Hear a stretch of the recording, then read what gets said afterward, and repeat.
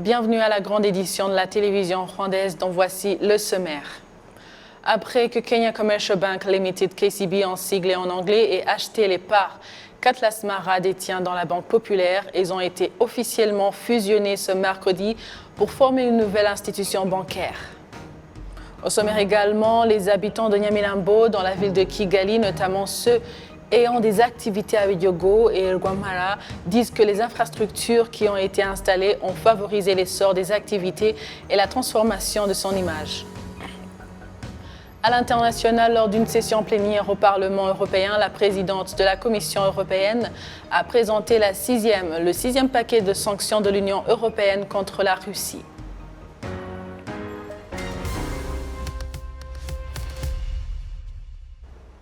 Bienvenue à tous à la grande édition.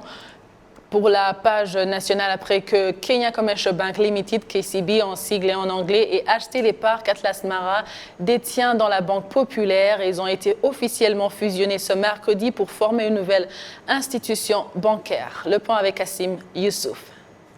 Le Premier ministre, le docteur Ngirente Edouard, a appelé à ce que cette nouvelle institution bancaire soit le catalyseur d'une augmentation du nombre de bénéficiaires de services financiers qui, en 2020, selon le rapport Finiscope, était à hauteur de 93% de la population adulte au Rwanda, au moment où l'on y trouve beaucoup de ceux qui sont dans la catégorie des bénéficiaires de services financiers informels. En août 2021, le groupe KCB est devenu l'actionnaire majoritaire de la Banque populaire du Rwanda après avoir acheté les actions que détenait Atlas Mara et d'avoir valorisé la part initiale sur l'investissement de 32 millions de dollars, soit environ 32 milliards de francs rwandais. KCB a immédiatement été détentrice de 76,7% de toutes les actions. Jusqu'à ce que les deux institutions bancaires soient fusionnées en BPR Bank, agréée par la Banque nationale du Rwanda et les gouvernements du Kenya et du Rwanda, le capital initial de KCB Bank Rwanda était de plus de 50 millions de dollars, soit plus de 50 milliards de francs rwandais, ce qui signifie que le groupe KCB détient 87,5% des parts de toute la nouvelle BPR Bank, issue de la fusion de la Banque populaire du Rwanda et de KCB Bank Rwanda. Les 12,5% d'actions restantes sont détenues par d'autres actionnaires rwandais. La Banque nationale du Rwanda a approuvé le 29 avril 2022 la fusion des deux institutions bancaires et la création d'une seule institution financière, BPR Bank, qui a été officiellement lancée ce mercredi par le Premier ministre, le docteur Ngirente Edouard. Le gouverneur de la Banque centrale du Kenya, le docteur Patrick Njoroge, a indiqué que la fusion de BPR et KCB Bank est conforme à la vision d'avoir un marché africain commun, en particulier dans le secteur des services financiers. Le gouverneur de la Banque nationale du Rwanda, John Rwangombwa, a exhorté la nouvelle banque à diriger le processus d'amélioration de l'octroi de services financiers en promouvant l'utilisation de la technologie où les deux banques ont investi des sommes importantes et qui compte actuellement 1300 employés et un patrimoine de 648 milliards de francs rwandais, ce qui fait d'elle la deuxième grande institution bancaire au Rwanda en termes de capital. Les députés de la Commission de la Terre, l'Agriculture et l'Élevage et l'Environnement ont présenté ce mercredi à l'Assemblée plénière de la Chambre des députés leur rapport sur la gestion des terres au Rwanda. Il s'agit d'un rapport qui se concentre sur les questions soulevées lors de 5 jours de descente dans 13 districts, notamment le problème de personnes dont la santé est menacée par les industries voisines qui émettent des gaz polluants et qui souhaitent être déplacées et installées ailleurs, le problème des terres agricoles enregistrées dans le domaine de l'habitat et dont l'impôt foncier est très élevé et le problème de ceux qui doivent quitter leurs terres et qui tardent d'être remboursés. L'Assemblée plénière a approuvé ce rapport qui comprend par ailleurs la résolution de convoquer le ministre de l'Environnement. Des experts à présent, nous poursuivons avec les sociétés minières en district de Muhanga qui ont décidé qu'au moins une fois par mois, chacune d'elles organisera des travaux communautaires pour lutter contre l'érosion. Le district de Muhanga indique que cette initiative va permettre que l'objectif qui s'est fixé dans le domaine de la lutte anti-érosive soit atteint par plus tard que cette année. Plus de 7 ans employés de 2 sociétés minières dans le secteur de Karatruzi, dans le district de Muhanga, ont organisé ce mercredi du travail communautaire au Muganda pour lutter contre l'érosion dans la zone où elles opèrent. Les activités des entreprises aussi de Gitima, l'une des 3 mines de la société minière Komar, ont concerné la mise en place des fosses anti-érosifs et la plantation des herbes et des arbres. Le district de Muhanga indique que toutes les sociétés minières de la région doivent exécuter ce programme afin d'accroître leur rôle dans le contrôle de l'érosion et la protection de l'environnement en général. Le plan étant que chaque mois, chaque société minière doit organiser une activité de travaux communautaires anti-érosifs. L'on compte actuellement plus de 13 sociétés dans le secteur minier de la région et 38 dans l'extraction du sable et des pierres rocheuses dans la construction. Elles sont invitées à aider le district à lutter contre l'érosion sur une superficie de 28 000 hectares au cours des mois restants de cette année. Revenons sur les experts dans le domaine de la santé qui estiment que l'augmentation du nombre des hôpitaux et de médecins, tout comme leur décentralisation parmi les facteurs qui élèvent l'espérance de vie parce que les patients se font soigner à temps et cela qui réduit la mortalité ou des cas sévères de maladie. Kassim Youssouf. C'est dans l'après-midi chez Claver Mbonigaba dans le secteur de Karama en district de Nyagatare. Claver est avec sa famille et un bébé de presque 1 année et demie. Son nom est unique mais porte une signification particulière, comme l'explique son père.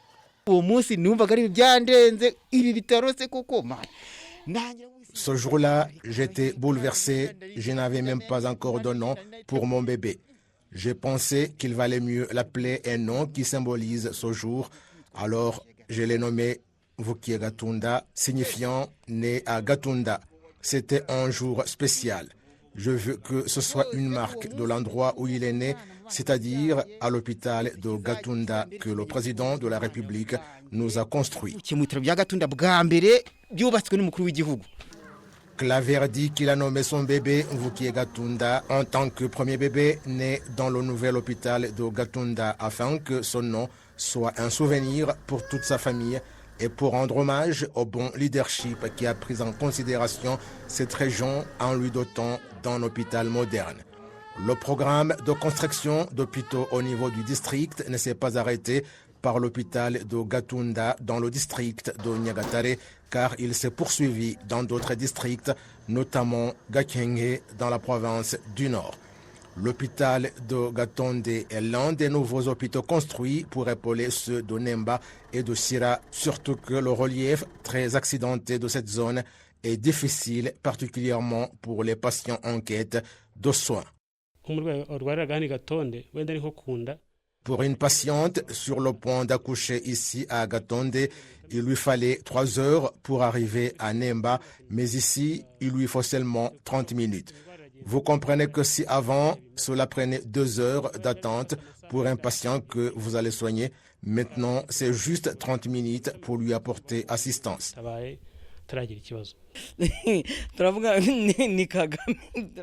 C'est le président Kagame qui a élaboré le plan et l'a construit. Nous lui exprimons notre gratitude et nous sommes confiants qu'il va faire encore plus. En province du Sud, l'hôpital de Nyabikenge dans le district de Muhanga, en particulier dans le secteur d'Ondiza, fait partie de ce qui devrait réduire les déplacements vers les hôpitaux de Ruri et Kabgayi. Les habitants de Nyaruguru s'attendent également à un changement dans la prestation des services au nouvel hôpital de Monini, d'autant plus que la zone est densément peuplée et qu'il n'y a pas d'autres hôpitaux à proximité, sauf à Houye ou à Kigeme. C'est un grand hôpital aux yeux de tout le monde. Il n'y a pas de problème de pénurie de lits, ni de densité de patients, ni de longues files d'attente. Tous ces problèmes seront résolus. Les prestataires de soins de santé soulignent que l'augmentation du nombre d'hôpitaux de district présente des avantages particuliers en termes de proximité des services de soins de santé spéciaux qui sont généralement recherchés à l'hôpital provincial. L'objectif est d'aider les gens à accéder aux services de santé qui n'étaient pas disponibles dans le district, tels que les soins dentaires, oculaires et la circoncision, car les gens avaient l'habitude de se rendre dans d'autres pays comme l'Ouganda pour de tels services, parce que pour eux, se rendre ailleurs dans le pays, c'était difficile. Outre les hôpitaux construits en dehors de Kigali, dans la ville de Kigali, la construction de l'hôpital de district de Nyarugenge vient de s'achever. Ce projet vise à réduire la densité dans le même hôpital qui par ailleurs favorise un service médiocre. Le ministère de la Santé souligne que l'augmentation du nombre d'hôpitaux contribue à de meilleures conditions du bien-être. Cela contribue à réduire le taux de mortalité et à augmenter l'espérance de vie, car plus un citoyen est traité tôt lorsque le diagnostic de la maladie est confirmé tôt, plus il est susceptible de vivre plus longtemps. Si l'espérance de vie est maintenant à 66 ans, la prochaine enquête pourrait indiquer qu'elle est à 70 ans. Ces hôpitaux, à savoir Byumba, Gatonde, Munini, Nyabikenge, ont été construits au cours des 5 dernières années et ce sont les hôpitaux que Son Excellence, le président de la République, a promis à la population au cours de 7 ans. Les statistiques révèlent que chaque année au Rwanda, le nombre d'enfants nés est au moins équivalent à la population de tout un district, alors que la population moyenne d'un district est de 300 000, ce qui signifie que la croissance démographique doit aller de pair avec l'augmentation des infrastructures nécessaires. Les habitants de Nyamirambo dans la ville de Kigali, notamment ceux ayant des activités à Biryogo et Rwampara, disent que les infrastructures qui ont été installées ont favorisé l'essor des activités et la transformation de son image. Kassim Youssouf. À Biryogo, le mouvement des personnes est intense suite à diverses activités qu'on y trouve, surtout celles à caractère commercial. Des routes asphaltées, des nouveaux bâtiments, la réhabilitation de ceux qui ont pris de l'âge et l'éclairage public sont notamment des infrastructures qui ont transformé les quartiers de Biryogo et Rwampara.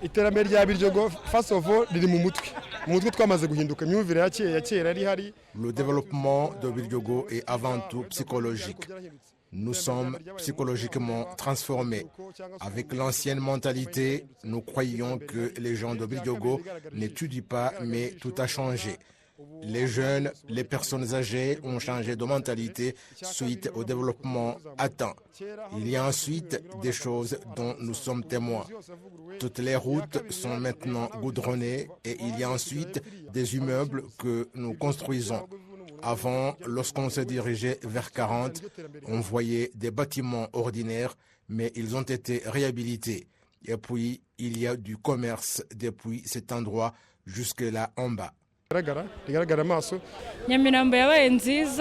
Nyamirambo est maintenant une belle cité et modèle. En fait, c'est le centre de la zone urbaine. Il est charmant. On nous a donné un bon endroit où l'on peut s'asseoir et prendre du thé et d'autres mets. Ceux qui visitent cet endroit trouvent qu'il est charmant, différemment à sa situation des années antérieures. nkaba mpagaze hano hakaba ari muri quartier mvukamo murabona nk'ari hepfo. Je me tiens ici dans le quartier où je suis né. Vous voyez là-bas, c'est chez Nyiranuma. Avant, cet endroit n'était pas propre. Il y avait de la boue, mais je félicite notre leadership de nous avoir donné une route peinte à la place dite Car-Free Zone. Aho bita Car-Free Zone. L'autre chose qui pousse différentes personnes à visiter Biryogo, c'est qu'on peut y trouver tout ce qu'on désire.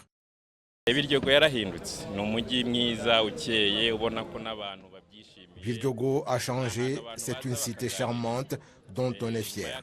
C'est un endroit où l'on peut venir après le travail. On y trouve divers produits, notamment du café, du thé vert, du gingembre à prix abordable. Biryogo s'est embelli, les routes ont fait que Biryogo retrouve du charme et l'on voit que c'est un endroit pittoresque que les gens veulent visiter. Même ceux qui sont en dehors du pays voudraient venir à Biryogo.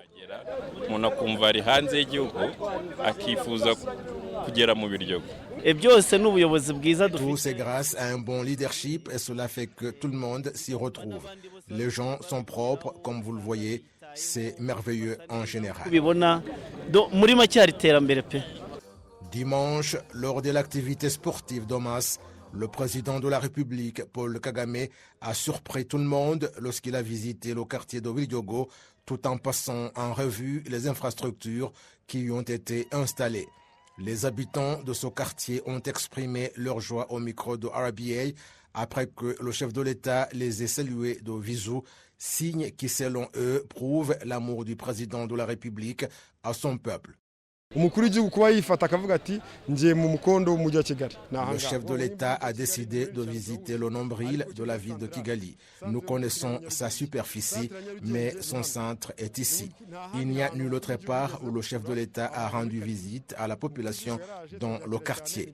Le chef de l'État est venu et nous avons été heureux. Et c'est admirable. Vous avez vu des photos sur les réseaux sociaux qui montrent le chef de l'État en train de saluer des personnes âgées, des gens de Biryogo qui sont avec le chef de l'État sans qu'il n'y ait eu des préparatifs. C'est en fait un chef d'État qui peut aller vers les citoyens dans leur milieu sans qu'il n'y ait des préparatifs.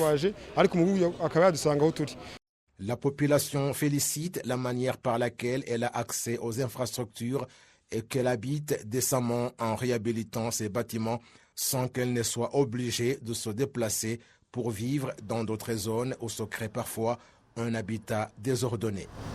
C'est par ici que prend fin l'édition de 16h30. Au nom de toute l'équipe qui a réalisé cette édition, je vous souhaite de passer d'agréables moments avec la suite du programme de la télévision rwandaise. Vous étiez avec Amandine Dikumasabo. À la prochaine.